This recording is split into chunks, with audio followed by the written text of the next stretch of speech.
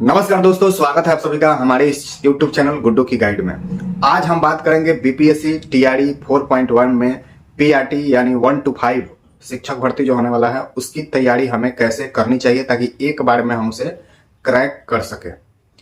यह बात हम किस आधार पे कह रहे हैं उसका प्रमाण मैं आप सभी को दिखाने वाला हूं। साथ ही हम ये भी आपको दिखाएंगे इस वीडियो में कि इसके पहले जो पीआरटी का एग्जाम हुआ है उसमें जितने सारे प्रश्न आए हैं वह प्रश्न लाइन बाय लाइन किस बुक से पूछे गए हैं और कहां से पूछे जा रहे हैं। तो अगर वह देख लेते हैं आप तो उससे आपको यह अनुमान लग जाएगा और तैयारी करने में मदद होगा कि क्वेश्चन जो है वो कहां से उठाए जाते हैं, कैसे पूछे जाते हैं और कितना हमें तैयारी करनी चाहिए, जिससे कभी कटअप के बारे में हम सोचे ही नहीं, हमारा नंबर इतना ज्यादा हो कि सिलेक्शन श्योर शॉट।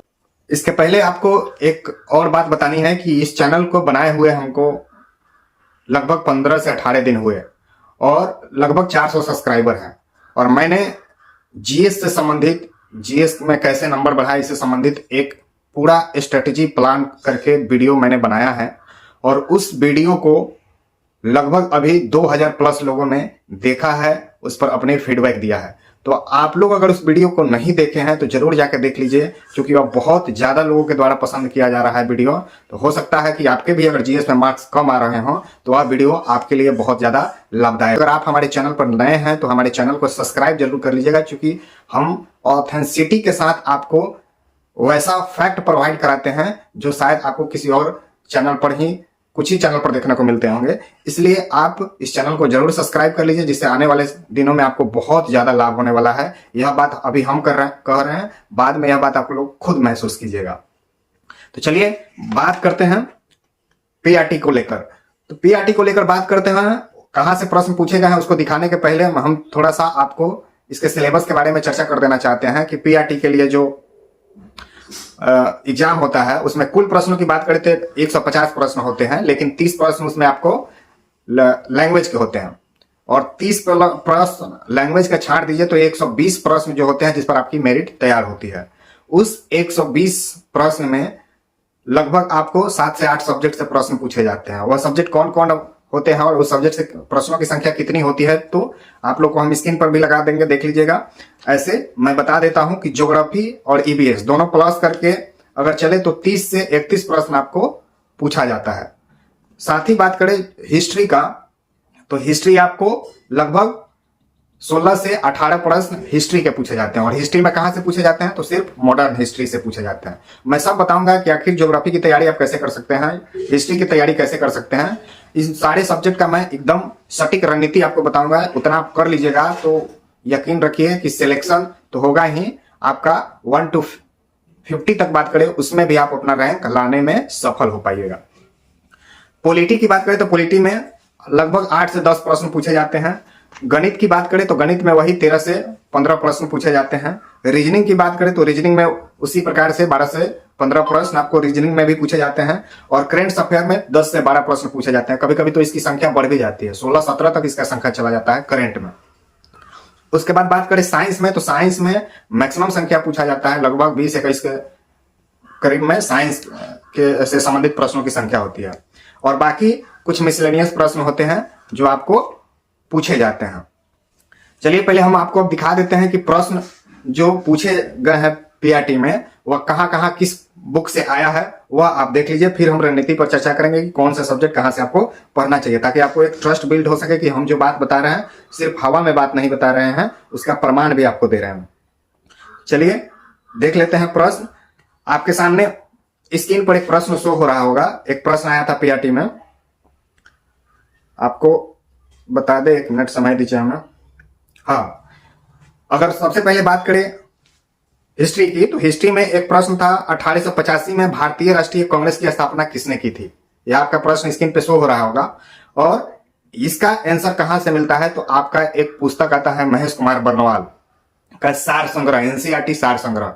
उसका मॉडर्न सेक्शन में आप जाके देखिएगा तो सेम लाइन यही दिया हुआ है कि 1885 में भारतीय राष्ट्रीय कांग्रेस की स्थापना किसने की थी। उसका मैं कटिंग लगा दिया हूं, आप लोग देख सकते हैं।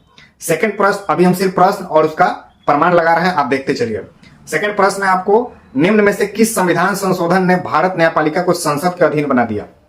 यह क्वेश्चन आपको एनसीईआरटी क्लास 9th का पॉलिटी का बुक पढ़िएगा, वहां आपको देखने को मिल जाएगा। चलिए नेक्स्ट क्वेश्चन देखते हैं। निम्न में से बिहार में सबसे पुरानी नदी घाटी परियोजना कौन सी है? तो यह पुरानी नदी घाटी परियोजना कौन सी है? तो यह अगर आप ज्योग्राफी की एनसीईआरटी की पुस्तक पढ़ते हैं क्लास 7 की, वहां से आपको सेम क्वेश्चन देखने को मिल जाएगा। नेक्स्ट क्वेश्चन है, भारत देश की अधिकतम अंतर्राष्ट्रीय सीमा किस देश के साथ लगती है? और उसका कटिंग आप देख सकते हैं कि यह भी महेश कुमार बर्नवाल का जो मैंने बताया सार संग्रह, उसमें जो ज्योग्राफी का पोर्शन है उसमें यह क्वेश्चन आप देख लीजिए, सेम लाइन से दिया हुआ है। सारे जो भी पड़ोसी देश है उसके साथ कितना सीमा लगता है वह चीज। नेक्स्ट क्वेश्चन देख लीजिए, हमारे राष्ट्र को मुख्यतः राष्ट्रवाद के आधार पर निर्मित करने की राजनीतिक प्रवृत्ति का नेतृत्व भारत में निम्न में से किस राजनीतिक दल द्वारा किया गया? यह भी क्वेश्चन आपको एनसीईआरटी क्लास 8 का अगर आप पढ़िएगा तो वहां से डायरेक्ट लाइन आपको देखने को मिल जाएगा।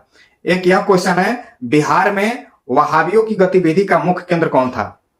तो इसका देख लीजिए, सेम सार संग्रह जो आपको मॉडर्न हिस्ट्री है उसमें आप देख सकते हैं, यहां लगाया हुआ है कटिंग, इसमें दिया हुआ है कि वहाबियों का मुख्य केंद्र कहां था? तो पटना था। सारे प्रश्न आपको जो बुक में लगा रहा हूं उसका पूरा डिटेल मैं देने वाला हूं कि कहां से पूछा जा रहा है और कैसे पूछा जा रहा है, आप लोग देख लीजिए, हम उसका प्रमाण भी लगा रहे हैं। नेक्स्ट क्वेश्चन है, भारतवर्ष में संपूर्ण आर्थिक उदारीकरण निम्न में से किस वर्ष प्रारंभ हुआ था? और यह क्वेश्चन का आंसर आपको जब 9th क्लास का पॉलिटी पढ़िएगा वहां पे आपको देखने को मिल जाएगा। इसका राइट आंसर क्या हो जाएगा? तो 1991 हो जाएगा, और यह आपको एनसीईआरटी के पुस्तक में दिया हुआ है। इसलिए हम जो भी प्रश्न आपको दिखा रहे हैं मैक्सिमम से मैक्सिमम, हालांकि पूरा प्रश्न तो वीडियो में ले पाना संभव नहीं है, लेकिन जितना हम ले सकते थे और जितना का हमने प्रूफ खोज पाया है उतना का प्रूफ आप सभी के सामने रख रहे हैं। और आप लोग देखिए कैसे प्रश्न पूछे जाते हैं। साथ ही ये देखिए, एक है प्रश्न, प्राचीन भारतीय धातु कर्म का आश्चर्य लौह स्तंभ स्थित है। लौह स्तंभ के बारे में आपको पूछेगा तो यह आपको मिल जाएगा क्लास 6 का एनसीईआरटी पढ़िएगा, उसमें लौह स्तंभ की चर्चा की गई है। हालांकि आपको क्लास 6 का एनसीईआरटी या 7th का नहीं पढ़ना है, खास करके हिस्ट्री का, क्योंकि उसमें एंशिएंट और मेडाइवल रहते हैं, तो आपको सिर्फ क्लास 8 का पढ़ना है, और अभी एनसीईआरटी और एससीईआरटी दोनों पढ़ना है, हम उस पर चर्चा करेंगे। लेकिन यह क्वेश्चन आपको सार संग्रह में भी देखने को मिल जाएगा। उसके बाद है एक क्वेश्चन था साइंस से कि वाहनों के साइड में ट्रैफिक देखने के लिए किस प्रकार के दर्पण का प्रयोग होता है? तो यह क्वेश्चन आपको एनसीईआरटी में भी मिल जाएगा, और एनसीईआरटी के किस क्लास में मिलेगा? तो क्लास 6 में क्लास 10 में मिल जाएगा आपको। और वहां पे एक चैप्टर है रिफ्लेक्शन करके साइंस में, तो क्लास 10 में एनसीईआरटी में आपको यह चीज देखने को मिल जाएगा। अगर आप वहां से पढ़ लेते हैं या एनसीईआरटी सार संग्रह जो हम बताए हैं उसमें अगर आप साइंस वाला पोर्शन जाके देखते हैं तो वहां फिजिक्स के पोर्शन में आपको सेम क्वेश्चन हम लगा देते हैं, यहाँ पे देखने को मिल जाएगा। हालांकि इसमें औतल होता है, लेकिन यह इस साइड वाला पूछा हुआ है। लेकिन सार संग्रह में देखिएगा तो वह फ्रंट, जो गाड़ी के फ्रंट जो मिरर होता है उसमें कौन सा लगा है वह दिया है। तो अगर आप पढ़ते हैं तो रिलेट करके बहुत सारा ऐसा क्वेश्चन है जिसका जवाब आदमी को मिल जाता है। चलिए नेक्स्ट क्वेश्चन देखते हैं कि निम्न में से कौन भारत के प्रधानमंत्री जब 73वां एवं 74वां संविधान संशोधन अस्तित्व में उस समय थे? तो यह भी क्वेश्चन आपको सेम लाइन बाय लाइन मिल जाएगा आपको एनसीईआरटी सार संग्रह पॉलिटी में। इसका कटिंग मैं लगा दिया हूं, देख सकते हैं आप। इंदिरा गांधी का कार्यकाल आप इसमें देख सकते हैं, और उस हिसाब से 73वां 74वां संविधान संशोधन आप सभी को पता है कि 1976 और 78 में हुआ था। तो इससे आप कोरिलेट करके इसको आसानी से बना सकते हैं इस क्वेश्चन को। चलिए अगला क्वेश्चन है, दिल्ली के लाल किले में आजाद हिंद फौज का प्रसिद्ध मुकदमा कब हुआ? और इसका आंसर आपको एनसीईआरटी सार संग्रह में देख लीजिए, आपके सामने दिख रहा होगा, लगा हुआ है किस वर्ष इसका प्रसिद्ध मुकदमा हुआ था। चलिए नेक्स्ट क्वेश्चन देखते हैं, बाढ़ को रोकने के लिए सबसे उत्तम विधि क्या है? तो इसका भी आंसर आपको एनसीईआरटी ज्योग्राफी में एकदम लाइन बाय लाइन देखने को मिल जाएगा। नेक्स्ट क्वेश्चन देख लीजिए, निम्न में से कौन भारतवर्ष के प्रथम निर्विरोध एवं सर्वसम्मति से निर्वाचित राष्ट्रपति हुए थे? और इसका आंसर की बात करें तो आप एनसीईआरटी सार संग्रह पॉलिटी खोलिए, और उसमें आप राष्ट्रपति का जो पोर्शन एक ही पास दिया हुआ है उसका कटिंग आपके सामने शो कर रहा होगा। क्योंकि हम जहां जहां दिया है उसका नाम बता दे रहे हैं बुक का, और उसका कटिंग मैं लगा दिया हूं, आप लोग देखते चलिए। उसके बाद महात्मा गांधी के राजनीतिक गुरु पूछा था, तो यह क्वेश्चन कहां आपको मिल जाएगा? आपको एनसीईआरटी सार संग्रह में मॉडर्न पोर्शन में मिल जाएगा।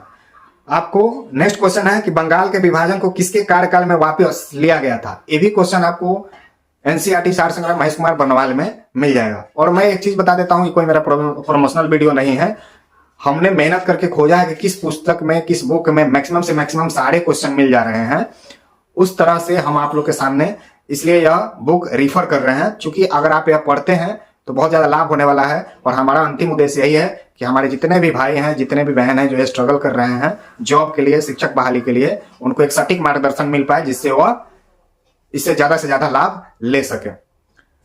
उसके बाद आपको है निम्नलिखित में से कौन सा एक वनस्पतिक हार्मोन है। तो वनस्पतिक हार्मोन यह पूछा हुआ है, यह भी आपको एनसीईआरटी सार संग्रह में जो बायोलॉजी वाला सेक्शन है वहां पढ़िएगा, वहां आपको यह देखने को मिल जाएगा। उसके बाद एक और क्वेश्चन है कि लंदन में सर कर्जन वाइली की हत्या किसने की थी। तो लंदन में सर कर्जन वाइली की हत्या आपको बात करें तो इसमें किसने की थी, तो मदन लाल ढींगरा आपको सेम सार संग्रह में देखने को मिल जाएगा। अच्छा, एक और क्वेश्चन है भूगोल से, पृथ्वी एवं सूर्य के बीच अधिकतम दूरी को क्या कहते हैं। यह क्वेश्चन देख लीजिए, हम लगा दिए हैं, आपको सार संग्रह का कटिंग है, आपको दिख रहा होगा। सेम क्वेश्चन आपको वहां देखने को मिल जाएगा ज्योग्राफी वाला पोर्शन में, एनसीईआरटी सार संग्रह में। उसके बाद देखिए एक और है कि निम्न में से कौन 1953 में राज्य पुनर्गठन आयोग के सदस्य थे। तो इसमें के.एम. पनिक्कर, हृदयनाथ कुंजरू, फजल अली, 3 सदस्यीय यह कमेटी बनी थी। फजल अली इसकी अध्यक्षता किए थे और बाकी जो दोनों आदमी के.एम. पनिक्कर और हृदयनाथ कुंजरू, ये दोनों आदमी सदस्य थे। और इसका प्रमाण आप देखिएगा तो मैं लगा चुका हूं एनसीईआरटी सार संग्रह पॉलिटी का, उसमें आपको सेम क्वेश्चन देखने को मिल जाएगा। फिर क्वेश्चन है प्रथम गोलमेज सम्मेलन के समय भारत का गवर्नर जनरल कौन था। ये भी क्वेश्चन आपको सार संग्रह के मॉडर्न सेक्शन में हिस्ट्री के देखने को मिल जाएगा।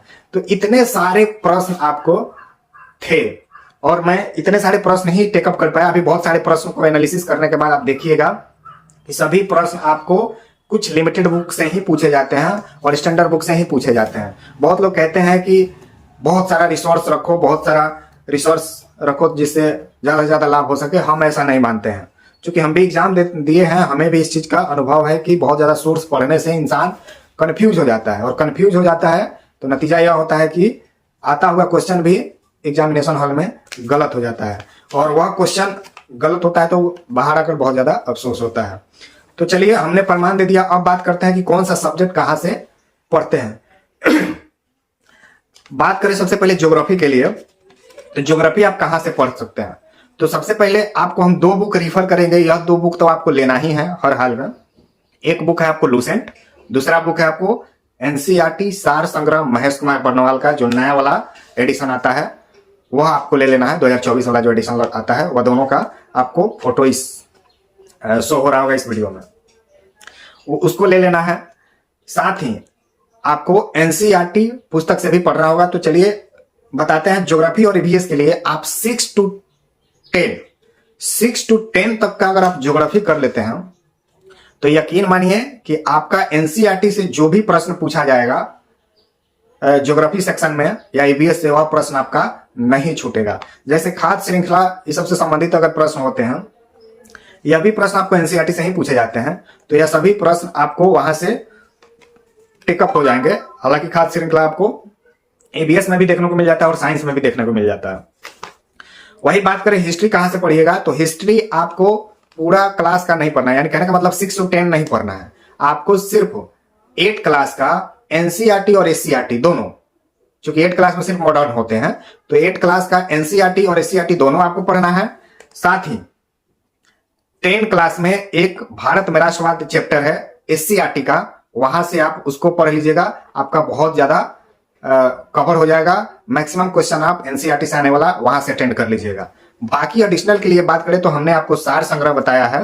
सार संग्रह में आपका सिर्फ मॉडर्न जो सेक्शन है उसको पढ़ लेना है हिस्ट्री के लिए, और एक लूसेंट की बुक आप लोग को पढ़ना है। और लूसेंट की बुक में कौन सा चैप्टर पढ़ना है, तो आपको उसमें मॉडर्न में और खास करके जो कांग्रेस अधिवेशन से संबंधित जो आते हैं उसमें दिया हुआ है चैप्टर, उसको पढ़ लेना है। उससे फायदा क्या होगा, जैसे देखिएगा कुछ इंटरेस्टिंग क्वेश्चन पूछा जाता है, जैसे गांधी जी ने सर्वप्रथम खादी वस्त्र पहनना कब शुरू किया, किस अधिवेशन से शुरू किया, या किस अधिवेशन में कांग्रेस के सभी सदस्यों के लिए खादी वस्त्र पहनना अनिवार्य कर दिया गया।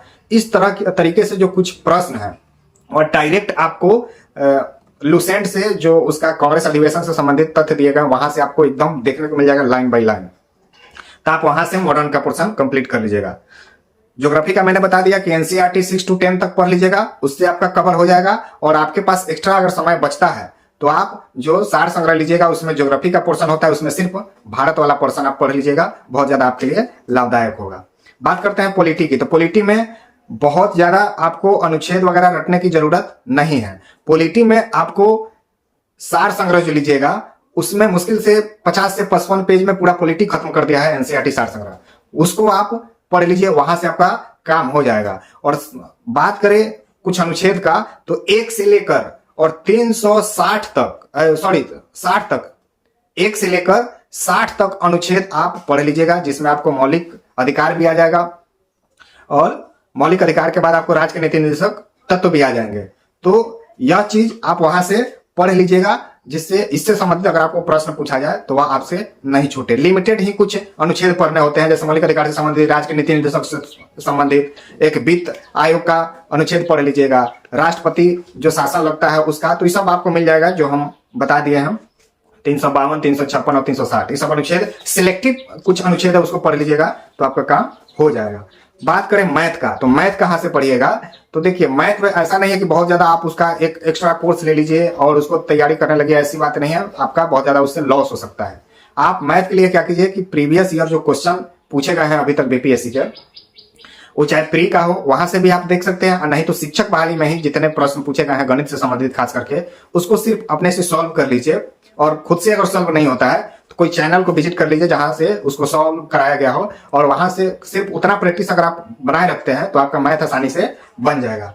रीजनिंग उसी तरह है, प्रीवियस ईयर से आप प्रैक्टिस कर सकते हैं। बात करें करंट का, तो करंट आप अगर डेली 5-6 करंट पढ़ते हैं, वेल एंड गुड, बहुत अच्छी बात है। नहीं भी पढ़ते हैं कोई दिक्कत नहीं है, आप लास्ट समय में कोई एक वार्षिकांक किसी एक प्रकाशन का ले लीजिए, चाहे आप एडुटेरिया का ले सकते हैं या स्पीडी का ले सकते हैं। स्पीडी का अगर आप लीजिएगा तो इसमें पीछे वाला जो एमसीक्यू होता है 812 या 16 के करीब में, उसको कर लीजिए। और मंथ वाइज जो होता है जनवरी से लेकर दिसंबर तक पूरे एक वर्ष का दिया रहता है, उसको कर लीजिए। वहां से आपका मैक्सिमम से मैक्सिमम क्वेश्चन जो बनने लायक होगा आपको करंट में वह बन जाएगा। और लास्ट समय में एकमात्र मैराथन आप किसी टीचर का देख लीजिए जिसमें पूरे वार्षिक का कराया गया हो, इतना कर लीजिएगा तो करंट से आपका क्वेश्चन नहीं छूटेगा। बात करें साइंस की, तो साइंस के सेक्शन को मजबूत करने के लिए आप 6 से लेकर 10 तक, हालांकि 9-10 थोड़ा हेवी हो जाएगा, लेकिन आपको पढ़ना होगा क्योंकि इसमें बहुत ऐसे प्रश्न हैं। जैसे बात करें, आपको वाहन का प्रयोग वाला ही देख लीजिए जो मिरर पूछा था, या टंगस्टन वाला ही देख लीजिए, टंगस्टन के तार वाला पूछा था इस बार। तो ये सारे प्रश्न आपको कहां से, 9-10 के ही साइंस से पूछे गए थे। तो 6 to 10 तक साइंस आप सिर्फ एनसीईआरटी पढ़ने की जरूरत नहीं है, सिर्फ एनसीईआरटी कर लीजिए, वहां से आपका साइंस की तैयारी बहुत अच्छा हो जाएगा। और बाकी मिसलेनियस है तो आता है, तो आप जनरल जब प्रैक्टिस कीजिएगा उससे बन जाएगा। तो ये तो हो गया सब्जेक्टिव की बात कि आप किस आधार पर कैसे कैसे पढ़िएगा, वहां से आपको कवर हो जाएगा। अब इसके लिए प्रैक्टिस कैसे करना है, तो प्रैक्टिस करने के लिए आप ज्यादा प्रीफर कीजिएगा पीवाईक्यू के रूप में। जितना पीवाईक्यू, चाहे वह बीपीएससी प्री का हो या टीचर बहाली से संबंधित हो, वह पीआरटी से नहीं भी हो, अदर भी कोई क्लास का हो जिसमें मॉडर्न सेक्शन दिया गया हो, ज्योग्राफी सेक्शन दिया गया हो, वहां से आप कर सकते हैं। क्योंकि आप देखिएगा same line by line question previous year से उठा के सेम डाल दिया जाता है हर बार, 5-6 कभी कभी तो 10 तक इसकी संख्या पहुंच जाती है सेम रिपीट करते हुए। तो वहां से आप इसको देख सकते हैं। बुक मैंने आपको बता दिया कि सिर्फ 2 ही बुक लेना है, एक लूसेंट की और एक एनसीईआरटी सार संग्रह की। और प्रैक्टिस आप लोग प्रीवियस ईयर से कर लीजिएगा। उसके लिए चाहे तो आप बुक भी ले सकते हैं, वो घटना चक्र का आता है वो वाला, या यूथ कंपटीशन का आता है वो भी आप बुक ले सकते हैं, क्योंकि उससे भी बहुत सारे प्रश्न पूछा जाता है यूथ कंपटीशन का जो आता है आपको पीवाईक्यू। तो यह हो गया संपूर्ण।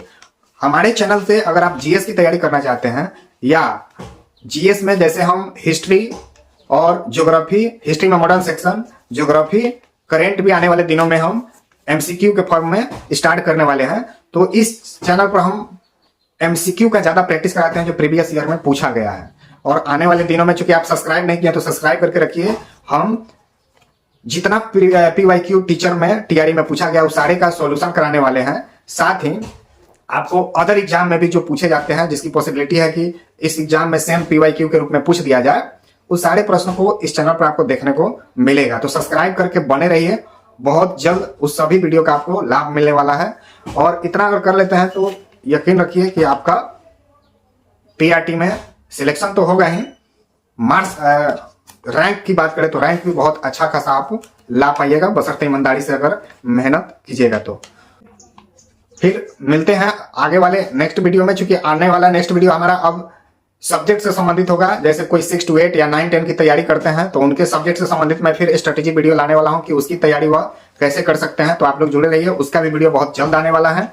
और हम एनसीईआरटी एमसीक्यू टेस्ट सीरीज चलाते हैं इस चैनल पर, जो खुद से तैयार करते हैं, खुद से लिखते हैं एमसीक्यू, उसको प्रत्येक चैप्टर से एक एक इंपॉर्टेंट पॉइंट को उठाकर बनाते हैं जो क्वेश्चन बनने लायक होता है, और आप लोग के सामने लाकर उसको कराने का काम करते हैं। तो आप लोग उसको भी एक बार विजिट कर सकते हैं, देख सकते हैं, आपके लिए काफी लाभदायक होगा। और यकीन रखिए कि अगर आप मेहनत से तैयारी कर रहे हैं तो जॉब निकालना, एग्जाम निकालना कोई बड़ी बात नहीं है, आसानी से निकल जाएगा।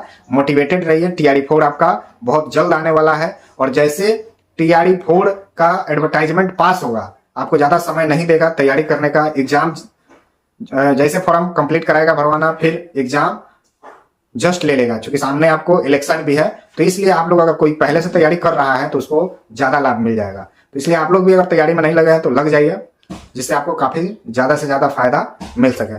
चलिए मिलते हैं नेक्स्ट वीडियो में, तब तक के लिए जय हिंद।